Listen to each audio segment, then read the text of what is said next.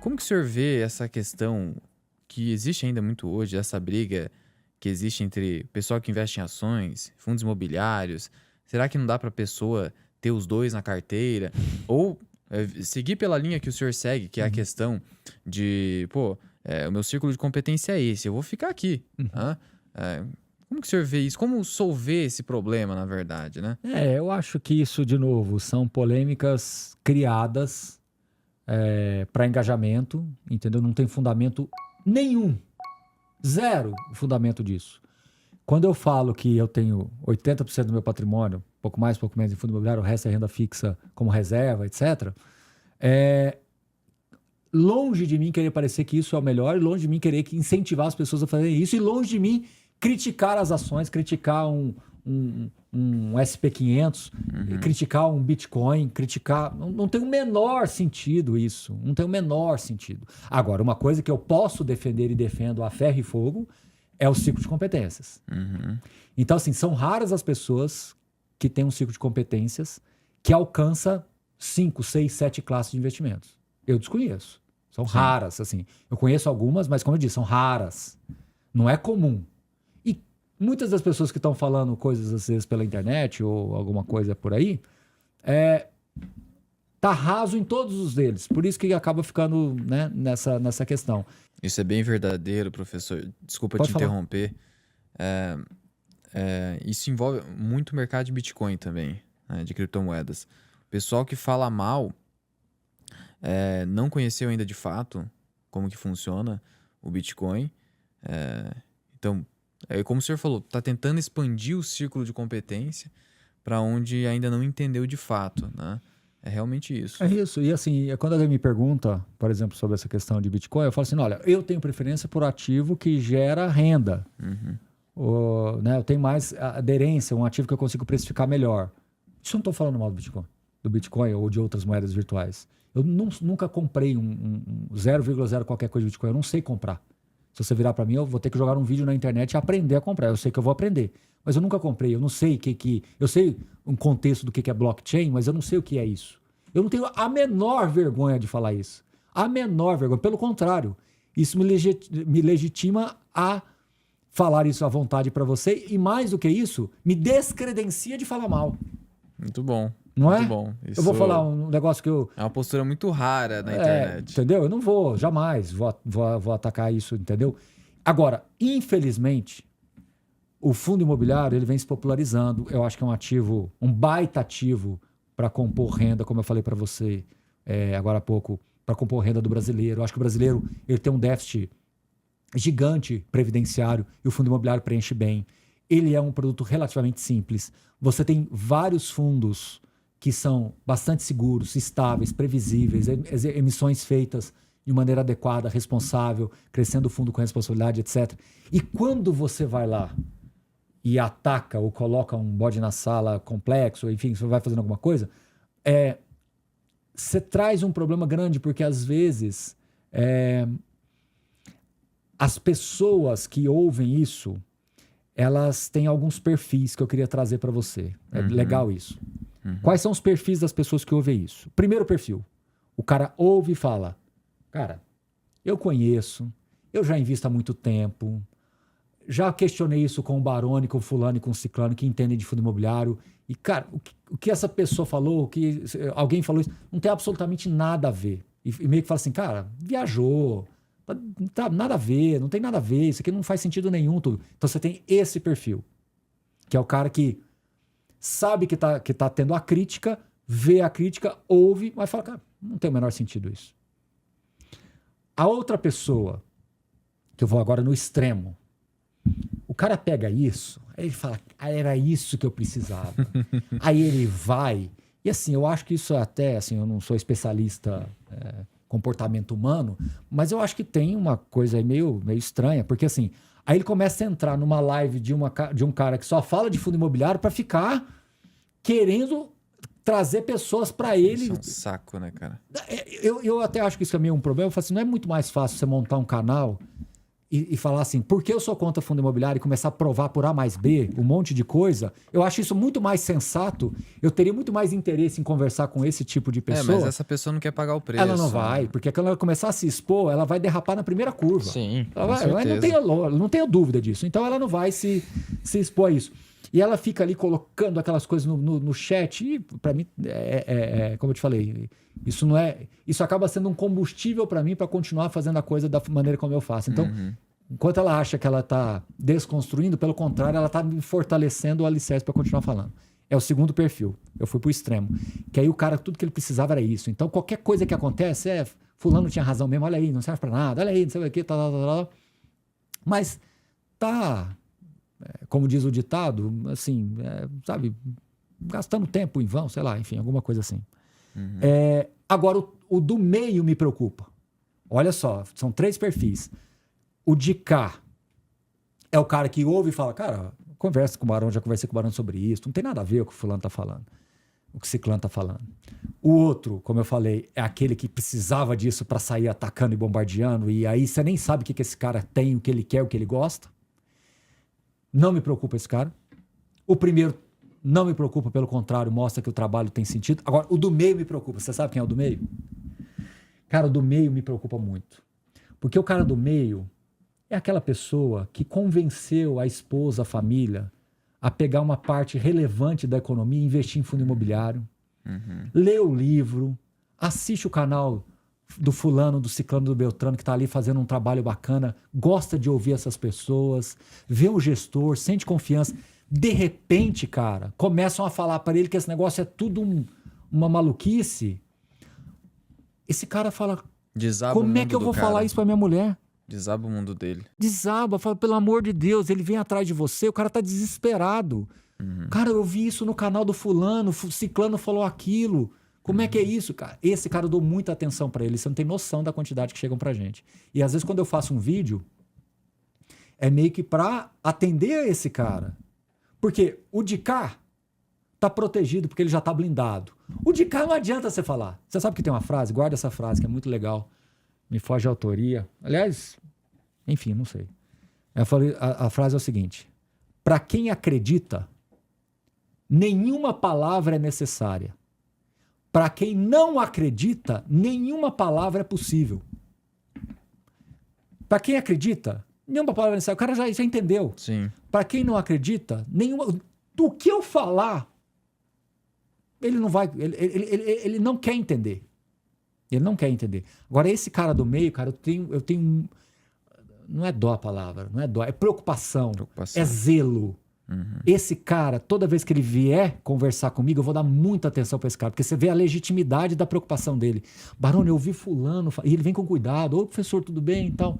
Olha, eu vi fulano falando disso aqui, professor, eu tô assustado, eu tô preocupado que eu acabei de colocar 20 mil, 30 mil, 50 mil reais nisso aqui. Eu passo meu telefone, eu vou lá, falo com esse cara, o cara respira, fala, graças a Deus, sabe assim? Ele tira um peso. Porque eu pego e falo, cara, o que essa pessoa falou é assim, assim, assado, ele viajou aqui, aqui, aqui, o que ele não tem sentido, que esse é o ponto de preocupação. Então vamos focar no que é o ponto? Então você traz né? Vamos associar isso à medicina, né? Você traz um negócio para mim, um diagnóstico, você vai morrer amanhã, entendeu? Fala, cara, peraí, isso aqui é assim, isso aqui é assado, isso aqui é normal, agora aqui é realmente onde a gente tem que tratar. Então, se você se preocupar com esse ponto e monitorar aqui, é onde é o ponto de preocupação. Eu ia falar, mas esse é um ponto de preocupação que você vai ter em qualquer produto de investimento que você for. Então, calma, é assim, sem assado, vamos tal. É isso. Então, infelizmente, esse é o mais atingido e esse sofre, cara. Esse a gente que quer construir, quando você vê esse cara, porque ele é o mais frágil da história, né? Sim. Os dois da ponta são fortes, né? Um para construir, o outro para... Sim. Ele vai destruir o que você fizer, ele vai destruir, entendeu? Só que o do meio aqui é o pai de família, é o cara que começou agora, que tem R$1.000, colocou os primeiros R$1.000. E você tocando nesse assunto, me lembrou também é um questionamento que vez ou outro o pessoal faz. Pô, poxa vida, né? Se o fundo imobiliário me gera uma renda melhor do que um imóvel físico, no geral ali, por que eu não vou vender meus imóveis e comprar tudo em fundo imobiliário? Já deve chegar isso toda hora pro senhor também, né? É quase isso que você falou. Você só usou um termo aí que é exceção do Brasil. Eu vou vender meus imóveis. Claro. Então vamos lá. O que é que eu chego de pergunta para mim? Primeira pergunta. Eu sou casado, ou penso em casar, não sei mais o que, eu tô pensando em comprar um imóvel. Eu compro imóvel, dou a entrada, eu compro imóvel ou invisto em fundo imobiliário? A primeira coisa que eu falo para essa pessoa é o seguinte: esquece, são coisas completamente diferentes. Quando você toma uma decisão de comprar um imóvel para você morar, é uma decisão familiar, não é matemática. A resposta não está no Excel. Está no seu coração, está no seu relacionamento, está numa mesa de jantar com a sua esposa olhando no olho e falando: meu bem, o que nós vamos fazer da vida? E às vezes, se já tiver filho envolvido, é a distância da escola, se está perto da sogra, se está perto da sogra da mãe, da sogra do marido, né, do esposo, da marido, enfim, da esposa, da mulher. É outra coisa completamente diferente. Não tem absolutamente nada a ver com Excel. Né? Esquece Excel. Esquece Excel. Resposta não está lá. Resposta não está lá. Entendeu? Então, assim, queremos ter um filho. A resposta não está no Excel. Mas quando eu vou gastar de fralda, não está lá a resposta. É o propósito que você quer. Entendeu? Da mesma forma que eu não quero ter... A resposta não está no Excel, é uma decisão sua. Não, muito legal. Entendeu? Isso também é falado no livro A Psicologia Financeira. Ele fala sobre a decisão razoável e a decisão racional. Racional é o Excel. Mas isso. Esquece isso, que tem muita coisa razoável na nossa vida que não depende disso. É isso, mas agora beleza. Então, superada essa questão, vamos agora para a próxima. Agora sim, eu já tenho lá meu apartamento, casa, eu moro lá, beleza. Então. Agora, eu vou comprar uma saleta. Eu vou comprar um flatzinho. Aí que começam as dúvidas. Primeira pergunta que você tem que fazer: quanto dinheiro que você junta para comprar esse flatzinho, essa saleta? Excelente. Aí, você comprou a primeira, você dá conta de comprar a segunda, a terceira, a quarta, a quinta e a sexta? Muito possivelmente não. Entendeu? Salvo com alavancagem, né? Que é pior, mas vou nem considerar essa possibilidade. Vou comprar uma casinha de aluguel, não sei mais o quê. Você vai comprar a segunda, a terceira, a quarta, a quinta, a sexta casa? Entendeu? Então esse é o primeiro ponto. Segundo ponto, você vai receber aluguel de 2, 3 casas. São raras as pessoas que pagam imposto de renda. Quando elas colocam o que elas recebem do aluguel, colocando imposto de renda e colocando todas as despesas que ela tem eventualmente, com custos que tem na casa que não são do locatário, são do proprietário, aí eu tendo a dizer que é difícil você ganhar do fundo imobiliário. O fundo imobiliário acaba sendo um veículo muito mais eficiente e flexível. Antes eu usava uma palavra que eu prometi para mim mesmo que eu nunca mais usaria. Que eu falava que fundo imobiliário é um jeito mais inteligente de investir. É uma frase que eu me arrependo de ter usado. Porque, na verdade, muitas pessoas ganharam muito dinheiro com imóvel. Então, eu indiretamente estou falando que essas pessoas não são inteligentes. Eu estou errado, então não falo isso mais. Então, eu falo, o fundo imobiliário ele é mais flexível. Ele te dá mais liberdade ali. Ele vai ter mais... É mais fácil de você compor uma carteira, um portfólio, né, do que aqui. Aí, o que acontece?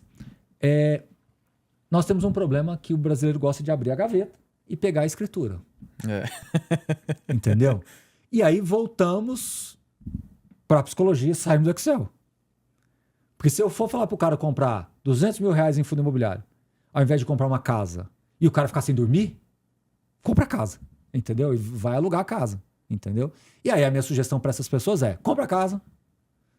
Mas é o seguinte, pega os aluguéis da casa, no primeiro 6 meses, compra um pouquinho de fundo imobiliário, começa a experimentar, nada bem no raso.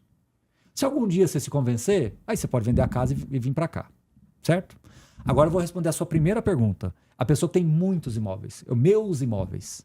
Aí, para essa pessoa que tem meus imóveis, a conversa é um pouco diferente. Esse cara é esclarecido, às vezes esse cara é até um profissional. Aí eu falo para ele outra coisa. Vamos falar o seguinte. Ao invés de você vender seus imóveis, você tem 10, 15, 20, pega 2 que tá te dando raiva. Sempre tem. Sim. Sempre tem. Sempre vem sempre assim, tem pessoal 2 que o cara, pelo amor de Deus, eu não aguento isso mais. Esse imóvel só me dá trabalho. O cara não paga. Vende esses 2 e compra fundo imobiliário. Aí sabe o que vai acontecer? Talvez da carteira dele com 20, ele vai ficar com 10, os outros 10 vai virar fundo imobiliário. E ele vai deixar os 10 sendo o filé, né?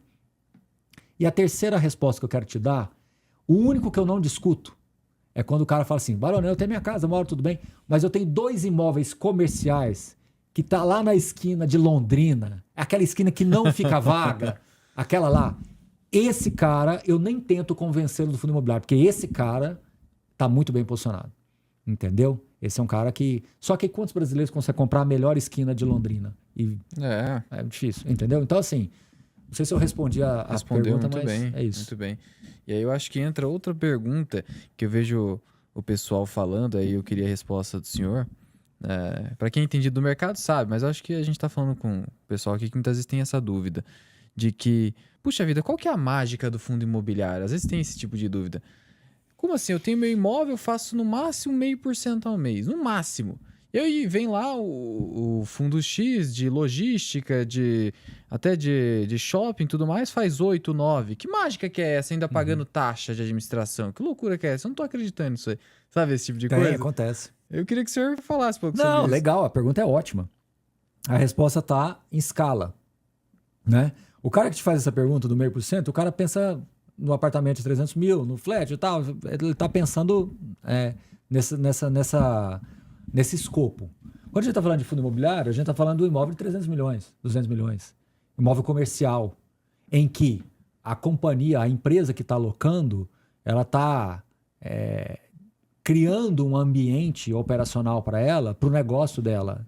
Então, assim, faz muito sentido ela pagar 10% ao ano de aluguel, porque para ela isso é ótimo, operacionalmente falando. Ela bate lá no balanço dela, né? Então, assim, para ela é ótimo, faz sentido. Então, você não pode comparar uma empresa multinacional que está alocando um galpão de 50 mil metros quadrados, pagando algumas dezenas de milhares de reais por mês, com o cara que aluga seu apartamento lá para morar com a esposa lá. E o parâmetro de comparação é diferente. A mesma coisa que você falar assim para mim, cara, eu não acredito. Como é que o meu carro, eu tô a 100 km por hora, eu demoro, não sei o número, mas por hipótese, eu demoro 30 metros para frear o carro e um carro de Fórmula 1 a 300 freia em 5. É bem isso. Né? A escala não é essa de comparação. Você não pode fazer essa comparação, porque não sei se você sabe, até uma curiosidade, e eu posso estar enganado, mas é porque essa informação chegou para mim uma vez e eu achei isso bacana, né? Aliás, não foi que chegou, eu vi um corredor, sabe, nesses videozinhos rápidos, né? Ele falando que o grande desenvolvimento de um carro de Fórmula 1, de Fórmula Indy, enfim, não foi o motor. Andar 300, 350, 400 por hora já andava há muitos anos. Foi o freio, né? A tecnologia evoluiu mais no freio do que no motor. Desculpa se eu estiver falando bobagem aqui, mas é só para deixar o podcast um pouco mais eclético, assim, né? Mas a tecnologia foi muito mais pro freio, justamente você conseguir desacelerar o carro sem superaquecer e, ao mesmo tempo, frear mais dentro da curva ali sem perder a estabilidade do carro, né? Eu vi algum piloto falando isso uma vez, e pode ser que eu esteja errado ou entendi mal, não é a minha especialidade. Não é meu ciclo de competência. Não, também não é o meu. Isso eu tenho certeza. Mas enfim, agora a comparação é válida, tá? Por que o meu carro demora para frear, eu tô na 100 e um Fórmula 1 a 300 freia mais rápido? É a mesma coisa você virar. Por que o meu aluguel lá é 0,5% e como é que esse fundo imobiliário paga, né, 1%? É a mesma escala, né? Você está comparando coisas que... Tudo é carro, tudo é imóvel, mas isso é completamente diferente. Professor, acho que foi excelente. Eu acho que tem mais uma pergunta. Sim. Que gera dúvida no pessoal e um pouco mais técnica aí, mas o senhor consegue simplificar bem. O que o investidor que está começando hoje em fundos imobiliários ou ainda é iniciante, o que ele tem que priorizar na análise de um fundo imobiliário? Voltado aqui para tijolo. Ele tem que priorizar a qualidade da gestão, focar muito mais na gestão, ou a localização e a qualidade do imóvel vai bater uma gestão mediana? Vou responder a sua pergunta com uma questão que você vai gostar do que eu vou falar aqui. A pergunta é, você prefere um portfólio mediano com uma gestão excelente ou um portfólio excelente com uma gestão mediana? Esse é o ponto, né? Pela minha experiência, um portfólio mediano com uma gestão excelente tende a performar melhor. Tá? Mas isso também não quer dizer que você não possa buscar o máximo possível de portfólio bom com gestão boa também, entendeu? A questão é que quando você está analisando um imóvel, você tem critérios mais objetivos. Quando você está analisando gestão, você tem critérios mais subjetivos. E aí onde é o ponto de discordância às vezes, né? Então, qual é a minha sugestão para quem está começando agora? Primeiro que analisar um fundo imobiliário é uma coisa que é meio gasosa, né? É meio assim, abstrata. Defina analisar um fundo imobiliário. A gente vê muitas vezes a pessoa fazendo até vídeo no YouTube ou mesmo te perguntando, o que eu estava analisando. Defina analisar. O que você está chamando de analisar? Essa é a pergunta. Porque analisar um fundo imobiliário é muito mais do que simplesmente abrir um relatório gerencial. Coisa rápida que você pode fazer agora, terminando aí. Se você pegar todos os imóveis do fundo imobiliário, você já entrou em todos os Google Maps de todos os ativos e fez uma anotação do que você entendeu como a vocação daquela região? Você pegou os principais imóveis, ou todos eles, e seja com o gestor ou com alguém da cidade e perguntou alguma coisa, né? Então, um imóvel numa cidade X, né? São Paulo é tudo mais fácil, mas vamos excluir São Paulo. Um imóvel aqui em Goiânia. Você perguntou para alguém que mora em Goiânia sobre essa localização? Você conversou para a pessoa ter essa dimensão? Terceiro, você ligou para o gestor ou mandou um e-mail para o gestor, ou seja lá o que, viu uma live com o gestor, onde ele pôde parametrizar um pouco que tipo de imóvel que ele gosta e por que ele montou o portfólio daquele jeito? Eu não falei de número até agora. Uhum. Aí depois você vai começar a derivar para a parte de qual é o preço do metro quadrado daquele imóvel? Faz sentido para a região?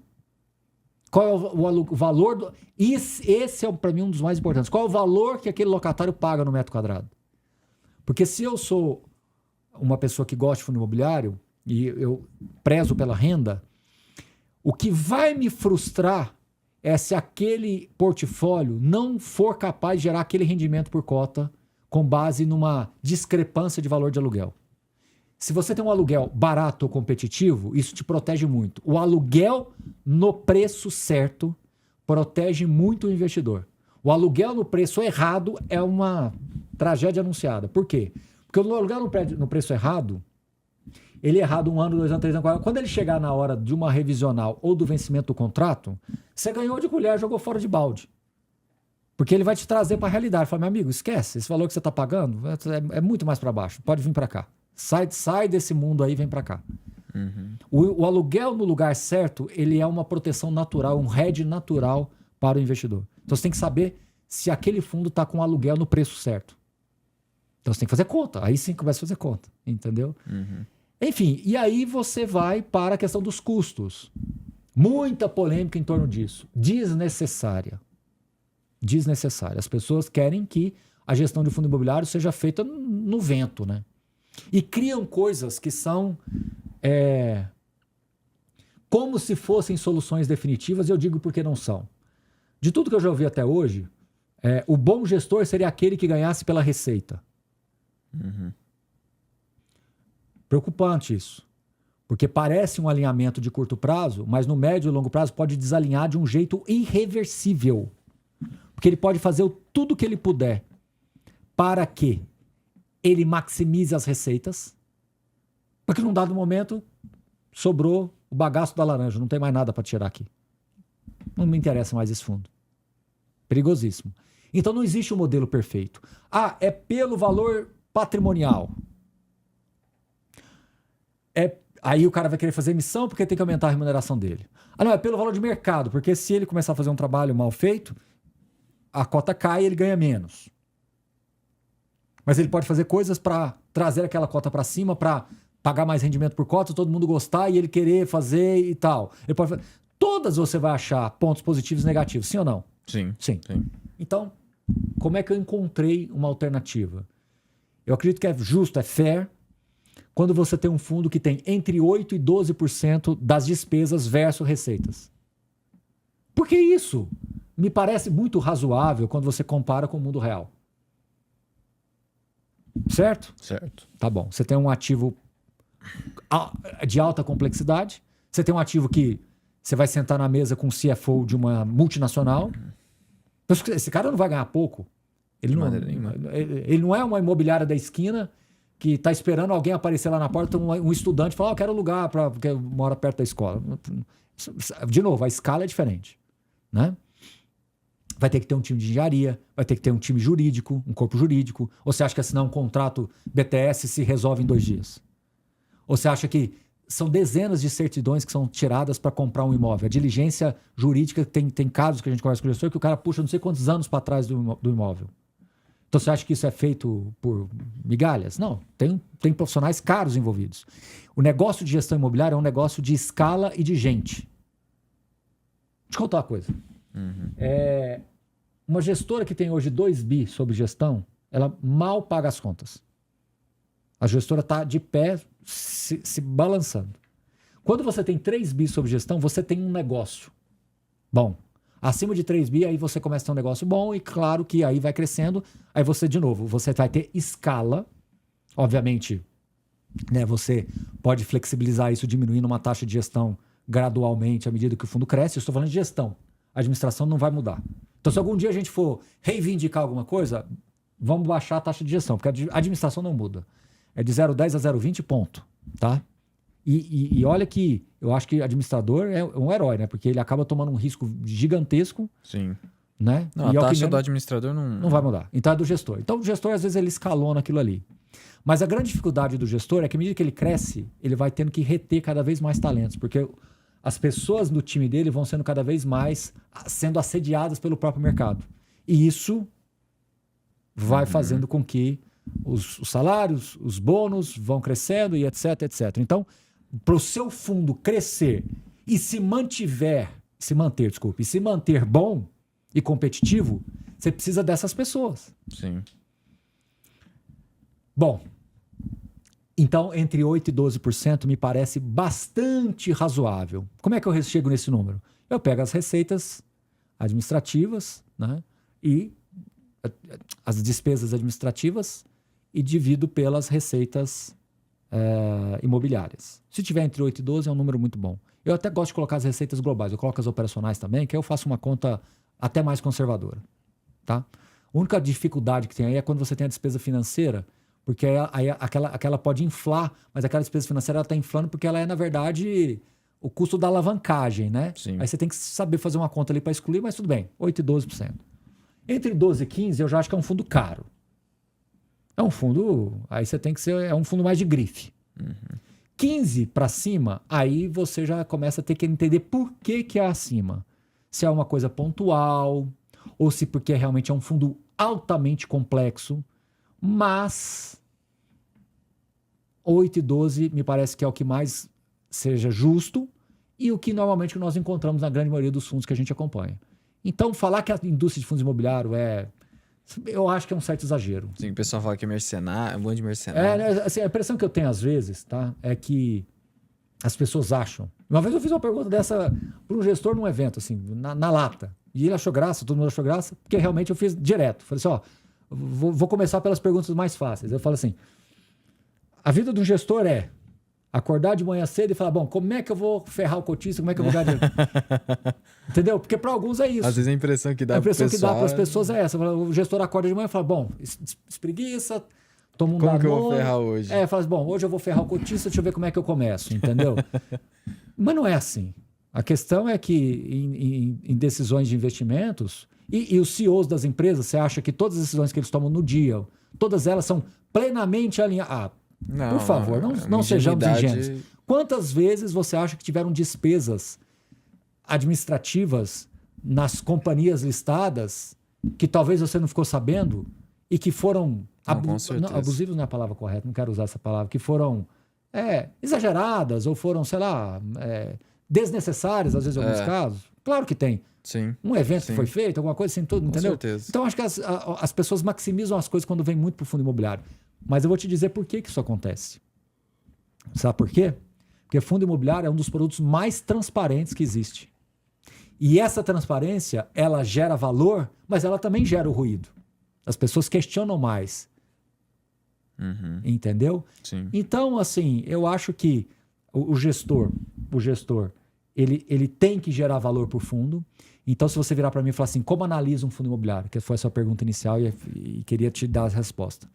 Se o gestor tiver um bom relatório gerencial, tiver uma construção clara de uma tese, e você conseguir enxergar isso, esse fundo faz isso, ele está claro nessa tese. Ele faz gestão ativa, emite, compra, vende, compra, vende, compra, emite, compra, vende, emite, compra, vende, emite. Se ele estiver fazendo essa tríade aí de novas emissões, está comprando bem, está vendendo e está gerando TIR, e o que mais interessa, reais por cota.